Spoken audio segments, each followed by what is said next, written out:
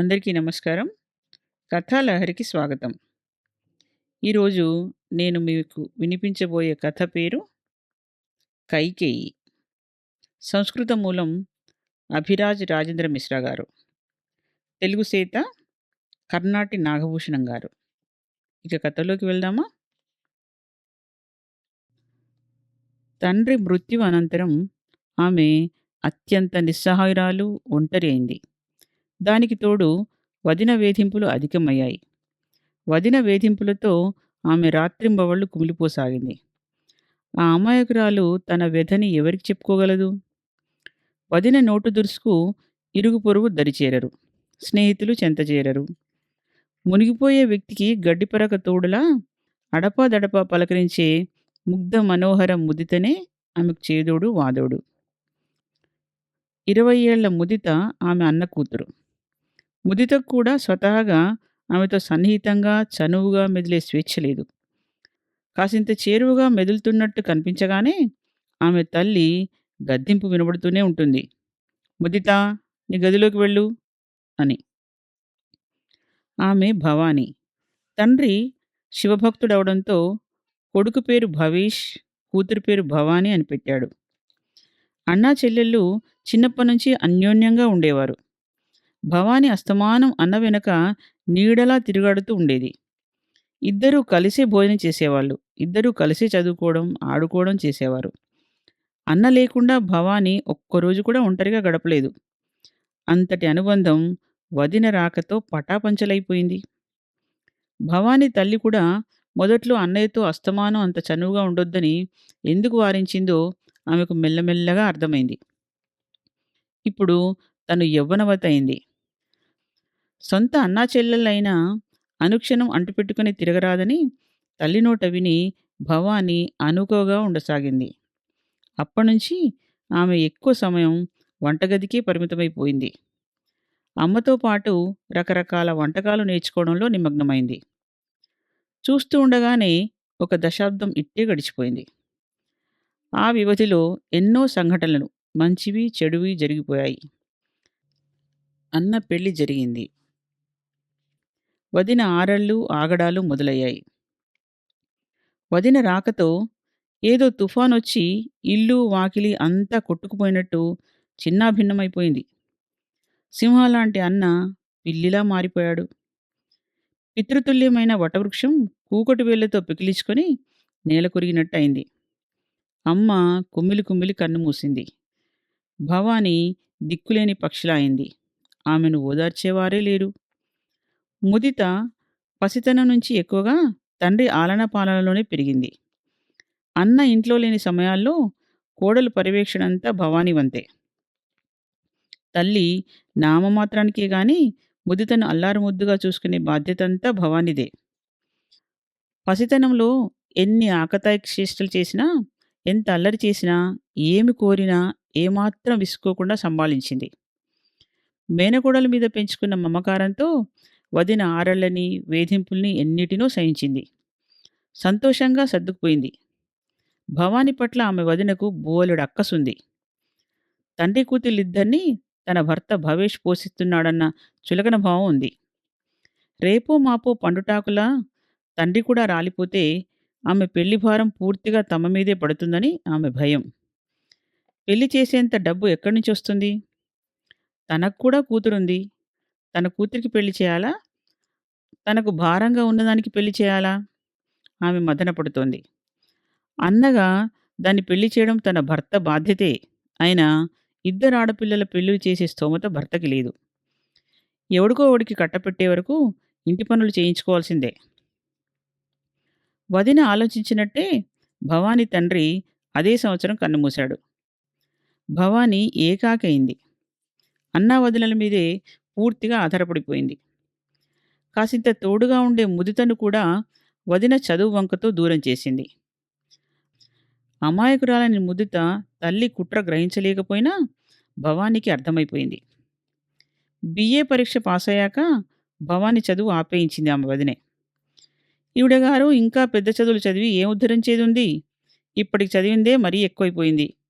ఈ స్థాయికి తగ్గవాడిని తెచ్చి పెళ్లి చేయడమే మాకు తలకు మించిన భారం. అని అనేకసార్లు ఇరుగు పొరుగుతో అంటుంటే భవానీ మనసు కలుక్కుమంటూ ఉంటుంది. మధ్యతరగతి హిందూ కుటుంబంలో పుట్టిన తన భారమంతా వదిన మీదే ఆధారపడి ఉందని కుమిలిపోసాగింది భవాని. తమ కుటుంబమంతా ఎప్పుడో గ్రహించేసింది. భవానీకి మనోరథ్‌తో పరిచయం ఏర్పడ్డప్పటి నుంచి అతను ఆమెను ఇష్టపడుతున్నాడని. మనోరథ్ తమ కులానికి చెందిన దగ్గరి కుటుంబీకుడే. అతని తండ్రి, భవానీ తండ్రి ఒకే చోట ఉద్యోగం చేశారు. అదే బ్యాంకులో మనోరథ్‌కు కూడా ఉద్యోగం దొరికింది. అందుకే ఇరు కుటుంబాలకు చాలా కాలంగా అనుబంధం కొనసాగుతోంది. మనోరథ్ కూడా భవానీ మీదున్న ఇష్టంతో ఏదో ఒక వంకతో తరచూ వాళ్ళింటికి వచ్చి వెళ్తుంటాడు. భవానీ అతనితో కలుపుగోలుగా ఉండటంతో ఇరు కుటుంబాల్లో వాళ్ళిద్దరి పెళ్లి ప్రస్తావన కూడా చర్చకొచ్చింది. అప్పటికి భవానీకి 28 ఏళ్ల వయస్సు. మనోరథ్‌కి 30 ఏళ్ళు. ఉన్నట్టుండి ఒకరోజు ముదిత వాకిట్లో నిలబడి పొరుగింటి అబ్బాయితో మాట్లాడుతుండగా ఆమె తల్లి పిలిచి కసురుకుంది. "పనికిమాలిన మాటలేంటి? ఇప్పుడు నువ్వు పెద్దదానివైపోయావు. చిన్నపిల్లవి కాదు." "ఏమైంది?" కళ్ళు పెద్దవి చేసి చూస్తూ అడిగింది ముదిత. "హఠాత్తుగా ఏమైంది నీకు? నిన్నటిదాకా నన్ను చిన్న పిల్లవి అనేదానివి నువ్వు." "ముదితా, నువ్వెవరితో పడితే వారితో మాట్లాడొద్దు. ఇప్పటినుంచి జాగ్రత్తగా ఉండు. నేను నీకు పెళ్లి ఏర్పాట్లు చేస్తున్నాను. పిల్ల చేష్టలు మానుకో." "నాకు పెళ్లి ఏర్పాట్లు చేస్తున్నావా? అత్తయ్యను వదిలేసి నాకు పెళ్ళా? ఎవరితో?" ఆశ్చర్యపోతూ తల్లినడిగింది. "మనోరథ్‌తో." "మనోరథ్‌తోనా?" విస్తుపోతూ, "అదే మనోరథా? నాన్న అత్తయ్యనిచ్చి పెళ్లి చేయడానికి నిశ్చయించాడు అతనేనా? అతను అత్తయ్యను కోరుకుంటున్నాడు. ఇప్పటికీ ఆమె కోసమే ఎదురుచూస్తున్నాడు. అదే మనోరథా? ఆయన నాకంటే 10 ఏళ్లు పెద్దవాడు. ఎలా ఆలోచించావు నేనీ సంబంధాన్ని ఒప్పుకుంటానని?" "ఏమిటి చాలా ఎక్కువగా మాట్లాడుతున్నావు? కాలేజీ వెళ్ళగానే పెద్ద పెద్ద మాటలొచ్చేస్తున్నాయి. నా మాటకే ఎదురు చెప్తున్నావా?" "అమ్మా, ఎదురు చెప్పడం లేదు. వాస్తవం గుర్తు చేస్తున్నాను." "నాకు నువ్వేం గుర్తు చేయనవసరం లేదు. నీ మంచి, చెడు ఆలోచించడం నా బాధ్యత. ఏం చేస్తే నీకు మేలు జరుగుతుందో అదే చేస్తాను. అర్థమైందా? నువ్వు తీసుకున్న ఈ నిర్ణయంతో మేము సుఖంగా ఉండలేం. అత్తయ్య సౌభాగ్యాన్ని నాకు కట్టబెట్టి నువ్వు తప్పు చేస్తున్నావు. ఇది చాలా పెద్ద పాపం. మనోరథ్ గారు సర్వగుణ సంపన్నులు. నేను ఆయన్ని గౌరవిస్తాను, అభిమానిస్తాను. కానీ నా భర్తగా ఊహించలేను." ముదిత నిక్కచ్చిగా చెప్పింది. "ఎందుకు స్వీకరించవు? అతను అందగాడు, బ్యాంకులో అధికారిగా పనిచేస్తున్నాడు. వయసులో 10 ఏళ్లు పెద్దవాడైనా అలా కనిపించడు. భవానీకి ఇంకెవరినో చూసి చేస్తాలే. పెళ్లి పెటాకులు లేకుండా ఏం మిగిలిపోదు." అంది ఆమె తల్లి మొండిగా. "ఇంతటి అనర్థానికి ఎందుకు ఒడిగడుతున్నావు? నీకూ తెలుసు వాళ్ళిద్దరూ పరస్పరం ఇష్టపడుతున్నారని. నువ్వు కావాలనుకున్నంత మాత్రాన మనోరథ్ గారు అత్తయ్యని కాదని నన్ను పెళ్లాడరు. నేను కూడా ఆయన్ని పెళ్లి చేసుకోను. జరగని దాన్ని జరిపించాలనుకోవడం వల్ల ఏమిటి ప్రయోజనం? అయినా నా పెళ్లికి అప్పుడే ఏం తొందరొచ్చింది? అమ్మా, దయచేసి అత్తయ్య పెళ్లి ఆమె కోరుకున్న వాడితో జరిపించి నానమ్మ తాతయ్యల ఆత్మలకి శాంతి చేకూర్చు. నీకు కూడా మంచి పేరొస్తుంది." అంది ముదిత. పులిపంజా విసిరినంత కోపంగా ఈడ్చి కూతురి చెంప మీద కొట్టి, "నోర్ముయ్, ఎంతలో ఉండాలో అంతలో ఉండు. నాకే నేర్పిస్తున్నావా? అత్త చింత ఎక్కువైపోయింది నీకు. ఆ ముదనష్టపు దాని గురించి నువ్వు ఆలోచించకు. అది మనోరథని పెళ్లి చేసుకుని సుఖంగా కులుకుతుంటే నువ్వెవరో దరిద్రుని చేసుకుని కష్టాలు పడతావా? నువ్వు కష్టాలు పడ్డా నేను సహించను. నేను చెప్పింది విను. నీ మేలుకోరే చెప్తున్నాను. ఖబర్దార్" అని గద్దించింది తల్లి. "మేలు నువ్వు కాదు, నేను చేస్తానమ్మా. నువ్వు కొట్టిన చెంపదెబ్బ నా 2 కళ్ళు తెరిపించింది. ఒక తల్లిగా నీ మమకారాన్ని నేను కాదనలేను. నీ ఇష్టం వచ్చినట్లు చేసుకో" అని ముదిత భోరున ఏడుస్తూ తన గదిలోకి వెళ్ళిపోయింది. అదే రోజు రాత్రి ముదిత తల్లికొక లేఖ రాసింది. "అమ్మా, నీ మనసు కైకేయికి మళ్ళీ స్వార్థంతో నిండిపోయింది. నీ కూతురి కోసం మరొకరి కూతురి సుఖాన్ని దోచేయదలిచావు. అది నీకు న్యాయం అనిపిస్తోంది. నువ్వు ఏ మాత్రం ఆలోచించడం లేదు. నువ్వు సౌభాగ్యవతిగా విరాజిల్లడానికి కారణమైన నీ భర్త భవేష్, భవాని ఒకే రక్తం పంచు పుట్టినవాళ్ళు. నా కన్న తండ్రి తోబుట్టువు కోరుకున్న వ్యక్తికి నీ కన్న కూతుర్ని కట్టబెట్టదలిచావు. ఆమె కూడా అల్లారు ముద్దుగా పెరిగిన కూతురే. గుణవతే కాక నాకన్నా అందగత్తే. ఆమె, మనోరథ్ మనసారా ప్రేమించుకున్న మనుషులు. మనోరథ్ ఆమెనే మనవాడదలిచాడు. అదంతా తెలిసి కూడా నువ్వు అత్తయ్య భావి సౌభాగ్యాన్ని దుర్భాగ్యంగా మార్చదలిచావు. అదే నీకు న్యాయంగా అనిపిస్తుంది. పాపం అత్తయ్య చదువు మధ్యలో ఆపేశావు.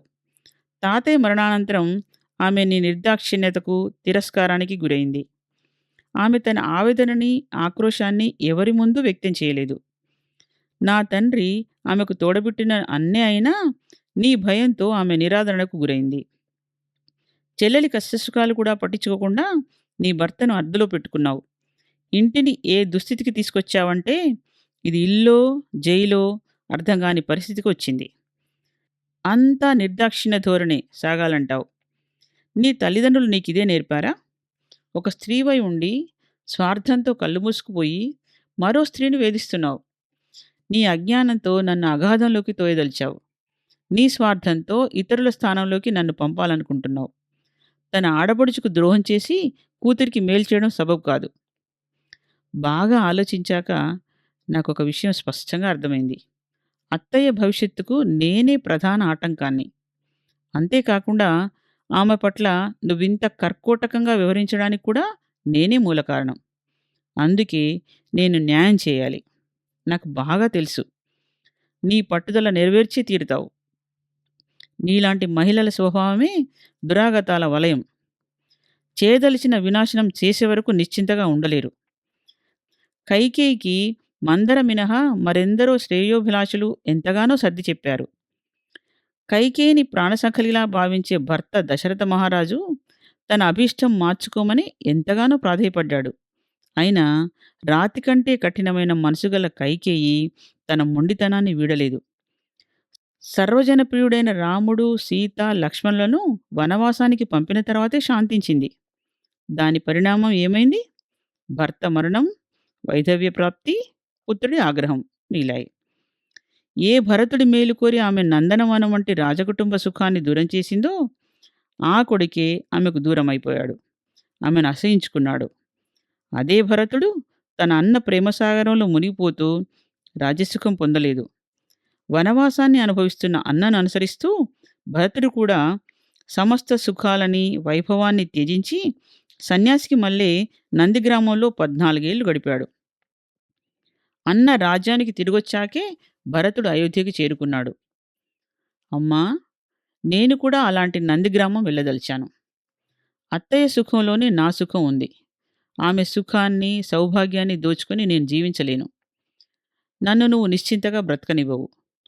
నువ్వు నాటిన విషవృక్షపు బీజం వటవృక్షంలా వికసించకపోతే నువ్వు సహించజాలవు. నేను కళ్ళ ముందుండగా నీ ప్రయత్నం ఆగదు. నేను కనుమరుగవ్వడమే ఇందుకు పరిష్కారం. అందుకే నేనే నిష్క్రమిస్తున్నాను. వేర్లు నశిస్తే కొమ్మలు, రెమ్మలు ఉండవు, ఆకులు చిగురించవు. అత్తయ్య నిర్దోషి.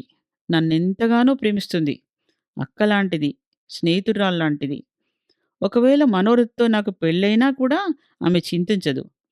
అయినా నేను నా కారణంగా నిన్ను కళంకితను చేయలేను. నువ్వు నా తల్లివి, నన్ను కన్న తల్లివి. నేను బ్రతికుండగా నిన్నీ పాపకృత్యానికి ఒడగట్టనివ్వను. నీతో భాగస్వామిని కాలేను. అన్ని విధాలుగా స్వతంత్రురాలనై నాతో పాటు నిన్ను కూడా నిష్కళంకురాల్ని చేస్తాను. ఇక నుండి నువ్వు భవానిలోనే నీ బిడ్డని, నీ ముద్దుతని చూసుకోవాలి. నీకు ప్రణమిల్లుతూ వేడుకుంటున్నాను.